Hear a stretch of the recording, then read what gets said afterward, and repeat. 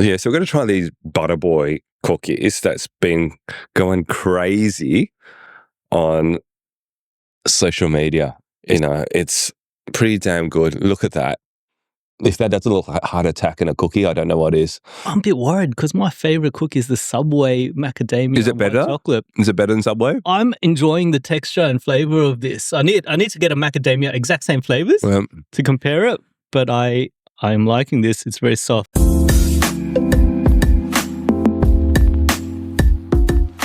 Today we're going to find out what wine goes with the trending Butter Boy cookies in Sydney. I'm Jason. And I'm Trent, and we're on an unapologetically unprofessional, unfiltered wine journey. We're saying it, Jase. Our saying is drink more, try more, learn more, and don't forget to like, comment, and subscribe. Trent, before we kick off, I really just wanted to say it looks like we're on a bloody date. Like, if you look at this scene. Feels like last night. It feels like last night. There's some mood lighting. We're kind of adding a few more lights into our background here. It feels like ambiance. Ambiance is what it is. And I wanted to just share this with everyone and get people's thoughts. What we have in front here is a Fat One Semillon from our visit with Chris Tiller. It was a 2006.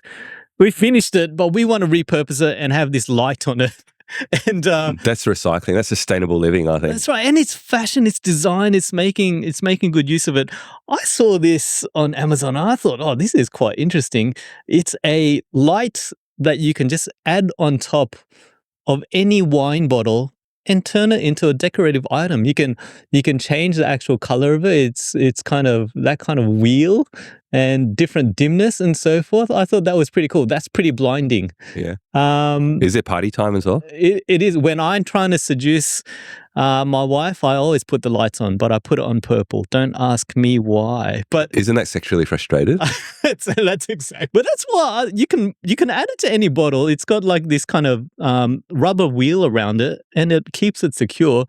Let us know in the comments below if you think that's awesome or, man, that's crap. Either way, Tyrrell's is awesome. I'm leaving my comment. I think it's awesome. It is awesome. Just wanted to throw that out. But that's going to be in our background going forward. Trent, what's been on your mind? What's been on my mind? So we've been asking each other, what's your favourite grape varietal at the moment? And what are we saying? We're always saying chardy and pinot right now. Yeah, so I want to delve into chardy. Yes. And I'm going to indulge in this one a bit more. And I think the real reason why we like chardy is because, we're talking about pop culture now with Butter Boy cookies, but there's also another big piece of pop culture coming through at the moment, which is Bridget Jones's Diary. Is it? Really? Is that like 50 years ago? But okay, yeah. And it recently released their latest movie in February this year, which is Bridget Jones Mad About a Boy. They've got another movie. Another movie. But what's your favourite? I know you love Bridget Jones. You talk about it all the time. Mr. Darcy, Bridget Jones. I think I've seen the original. That's probably all. I remember like Granny Undies. That's what I remember. Yeah. Well, see, I know you're a fan. Yeah. Of Granny Undies? Yeah, exactly. Anyway, again, released in Feb this year, the film raked in £11.8 million in the first 4 days. So it makes it the biggest opening rom-com in UK history. Wow. So obviously the Brits love it. And Bridget Jones is known for holding a big glass of chardonnay all the time. Yep. So this is what they call by Waitrose being like Bridget Jones fever. Waitrose is like a Coles or Woolworths in the UK. Okay, and they're having double-digit percentage sales and increase in Chardonnay as a result. Because they're watching Bridget Jones, watching her with the Chardonnay, go, I need to get some Chardonnay and be like Bridget Jones. So like one brand was talking about an increase by 21% sales of Chardonnay compared to last year. So I guess the question is, like, do you have a favourite Bridget Jones? And are you drinking more Chardonnay as a result? Or you just don't care and just love Chardonnay? I'm probably in the last category, but let us know in the comments below. I didn't even know there was another Bridget Jones movie. Sure you don't. You've been talking to me about it. Sure. You said you've been getting the grandma undies as well. Yeah, that's for something else, mate. That's an interesting thought of the week. I've kind of gone in a different tangent when I've been thinking about things. I've been thinking about terminology, and often I play back or listen to our podcast and I go, what I said actually isn't what I meant. I've used the wrong term. Yeah. And most of the times I just let it slide. But that happens with your wife as well, doesn't it? She lets me slide. No, what I say is not what I meant. Yeah, she's all the time. I don't know what she's talking about. I just bow down and agree. But terminology is important in the wine world, and we're fortunate to have our community kind of helping us guide us through it. And we've received a lot of good constructive feedback, particularly around the use of the terms variety and varietal. Yes. Right? Yeah. I had to really think about that. Have you used that term interchangeably, or have you felt like maybe you've used it incorrectly? I'm still confused, so I want you to clarify. I haven't done any research. I want you to clarify it for me. Yeah. So even when people explained it, it's still hard, right? And I thought I'd go straight to the Oracle. You gave me that fantastic book, The Oxford Companion to Wine. I thought, I'm going to read this. Jase has been part of it. It's going to lay it all out and I'm going to understand. I looked at it. I said, I don't know what you're talking about. Instead, I went to another source, ChatGPT. ChatGPT is awesome. Really explained it for me. And so I want to share that with everyone. Let's talk about variety first. Variety is the actual grape that's being used to produce a wine. So if you've got a Chardonnay grape, that's the variety, right? It's the variety of the grape. I thought variety means you got a good range. You got a great variety of flowers. You got a great variety of drinks. Variety has lots of meanings in the wine world. Okay. Think about it as the grape. Okay, got it. Either the vine or the grape. Varietal is the predominant grape used to make the wine. So if you've had a Chardonnay wine, then the varietal is the Chardonnay. When you say predominant, so is this only for blends? Like if it's 100% Chardonnay, is that still a varietal? It's still a varietal. Correct. Because it's the predominant, and it could be 100% predominant of that wine. So the variety could be Chardonnay and the varietal could be Chardonnay. Correct. That's right. That's why everyone's so bloody confused, right? But if you think about it, the Chardonnay grape was what was used to produce the Chardonnay wine. Yeah. The Chardonnay grape is the variety. The Chardonnay wine is the varietal. I still don't think it's that really clear because I'm looking at your eyes and it's spinning and going, Jase, you don't know what you're talking about. So for blends where it's like, you know, a Grenache, Shiraz, Mourvèdre and it's predominantly Grenache. Yeah. Do I go the varietals Grenache? Yes. Yeah, the predominant varietal. Okay. Correct. And I'm just, as I'm saying that to you, I'm waiting for someone in the community to correct me, right? But that's my understanding. For champagne. Yep. You know, it's like Chardonnay and Pinot Noir grapes generally. It's like, if it's like a Blanc de Blanc, which is Chardonnay grapes. Yeah. So the Chardonnay is the variety. Yeah. Champagne, no, because that's a region. And that's important. It's an important thing to bring up, right? The use of varietal is really in the New World. It's not really Old World. Oh. Old World's typically around that region. Got it. New World's usually around the varietal. And a way I like to think about it is the difference between noun and adjective, right? Mm. And again, I needed to go back to ChatGPT and understand what the hell those two things were because I forgot those. I thought you had to go back to year 3 and think about what a noun and adjective is. I asked my kids to teach you. A noun, right? People, place, or thing. A grape is a thing. So variety is what you use when describing that. Mm. And then varietal, it's a descriptive or a modifying word. So a red car is a descriptive modifying word. The red portion is what changes it. Or a large car, right, is what modifies it. So if you think about a wine, when you say it's a Chardonnay wine, that's the adjective. So that's when you use varietal. I want a big Chardonnay. Yeah, I want a big Chardonnay wine. Big Chardonnay is the adjective. And that's a varietal. Again, your eyes are still glazing over. So I'm going to hit you with one more. See if this works, right? This is hard, guys. Let's think about dough because we're going to taste some Butter Boy cookies. Yeah. In dough, there's lots of different types of doughs. Sourdough is one of them, right? Keep going. Sourdough is a variety of dough, right? If you're having a sourdough loaf, it's a adjective. It becomes a varietal. You're laughing like these are bad examples.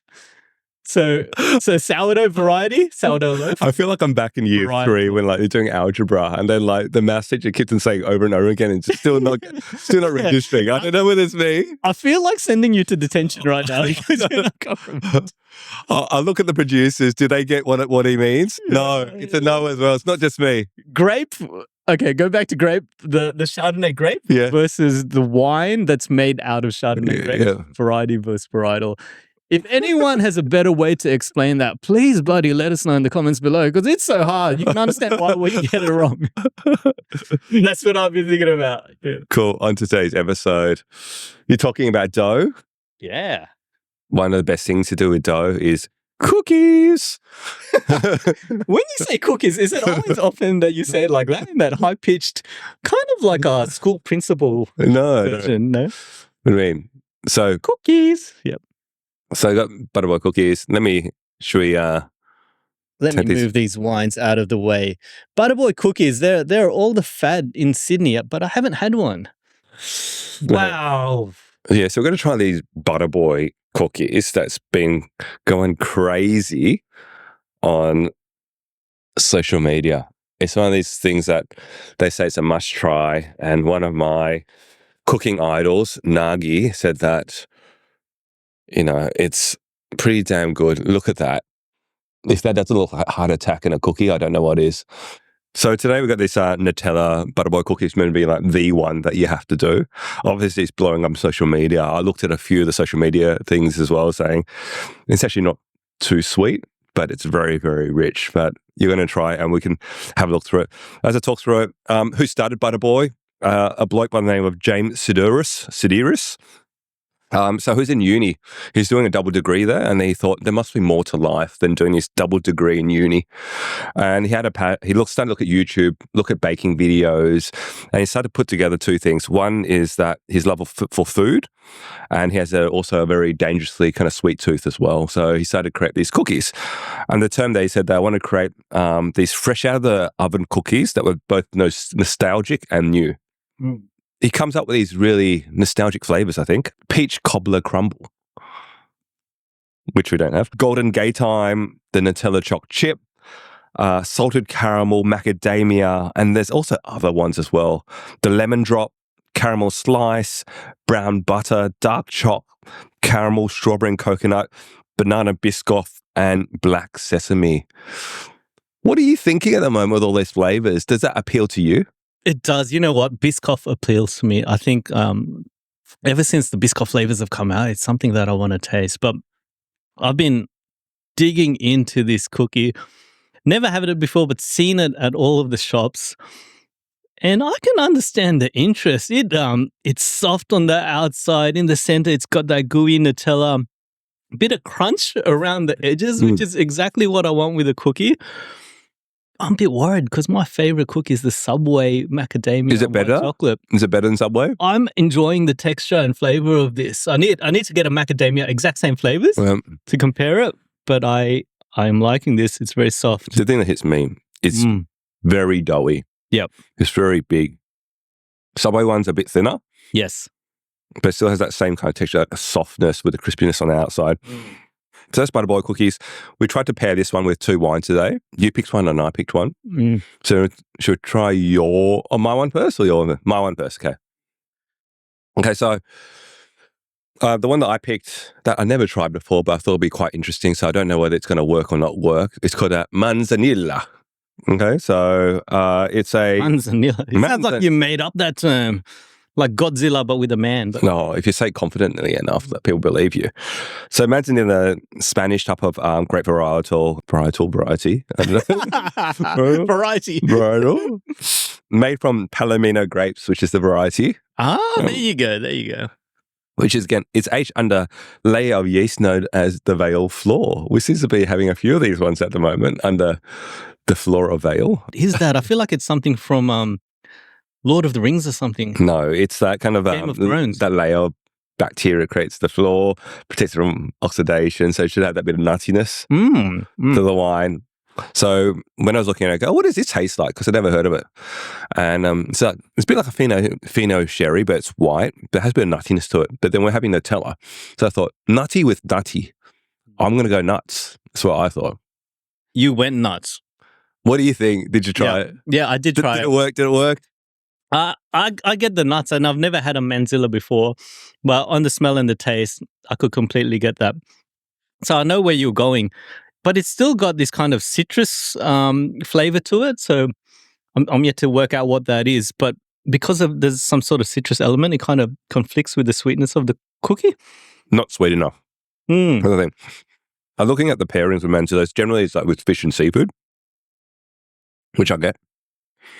But it has this kind of, I was hoping with a bit more lighter and freshness, it'll go and kind of offset the richness of the cookie dough. Yeah. Don't think it's quite there. Don't think it's quite there. Thoughts on your side? It's very high acidity, and I think it's citrus that I'm tasting in there.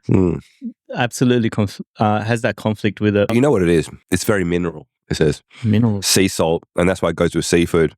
Zesty citric hints on the palate with a saline aftertaste. Medium-bodied, tangy, chalk and salt. Yeah. Which is why it's probably good with seafood. Now you've said sea salt. Absolutely. Yeah, and there's kind of subtle nutty flavors. But then everything there, for me, kind of makes sense. Nuttiness, bit of sea salt with the chocolate. Yeah. You know, it should kind of go well with it. I think that rule about has to be sweeter than the actual food is what it is. But it's interesting because this cookie has a bit of salt on it, I believe. Corkscrews. Me first? Yeah. 5, I think. Yeah, I think... it's not awful, but it's also not wonderful. It's sitting straight down the middle. I think it fights the cookie a fair bit. 4, I'll say 4 between the two. But the nuts, like, thanks for sharing this wine. Like, that nut kind of flavor, really enjoying. Yeah. The next one that I brought in, well, you found it, but I wanted to try a Pedro Ximenez with it. And this is a San Emilio, Lustau, Pedro Ximenez, San Emilio, Ires Cherie. Oh, wow. I sound so... Are you Spanish? I'm totally Spanish. I was trying to work out what nationality it was, but it's the Filipino blood that's coming through. And the reason that I wanted to try this is I remember going to Barco Pains in Surrey Hills, and it was the first time I tried a Pedro Ximenez, and I remember the distinct toffee, raisiny flavors that were coming out of it. It really reminded me of a sticky date pudding kind of flavor. Which is your favorite dessert? Which is my favorite dessert. And I was thinking about the cookie crumble on this, the Nutella, the chocolate with it might be a good pairing with that. And obviously quite a sweet flavor in the sherry. You've had a taste, I think. What are you thinking? Definitely better than the Manzanilla. I was going to be boring and bring like a tawny port, which would have butterscotch kind of, I think would have worked well, but that would have just been too boring. This works well, but I think a tawny would have done better. Yeah. I think it works well because of that sweet nature to it. It's still got a bit of nuttiness to it that goes with a cookie. I love that raisin though, that kind of raisin sticky date feel. It's definitely bang on for those type of notes. Yeah. But maybe too overpowering? What do you think? Overpowering for the cookie or by itself? By itself, it's good. Yeah, for the cookie, probably too overpowering. But it works well. Corkscrews, I'd probably give that a 7. I think if it's because it's too overpowering, it probably needs to be at that level. What do you think? I think 7 as well, because definitely with this one, we talk about viscosity and weight of the wine. I think the weight of that one goes much better with the weight and the heaviness of this cookie. Yeah, and then Nutella dripping out. So that kind of richness of that wine with the richness of this one pairs a bit better. Yep. But I love to do a tawny with a bit of kind of butterscotch to come through on that one as well. Yeah, I could imagine that. That's another one to try. You know what? What I've learned from this is I do like Butter Boy cookies. I get the hype. Do they call you the Cookie Monster? They don't call me the Cookie... Well, my wife calls me the Cookie Monster, but that's for another reason. Any last conclusions? Butter Boy cookies. I do like a good cookie, but they're extremely rich. I think like probably one's enough for me. Yes. This Nutella one, like I do think it's not as sweet as a Subway cookie. Someone you have a Subway cookie just feels like a sugar rush straight away. This one's a bit more pared back, a bit more gourmet, but it's a meal in itself. Yeah. I need to try the other flavors. Let us know in the comments below, A, if you love Butter Boy cookies, and also B, what wine would you pair with it? That's us as the wind up. As we like to say here, Drink more, try more, learn more.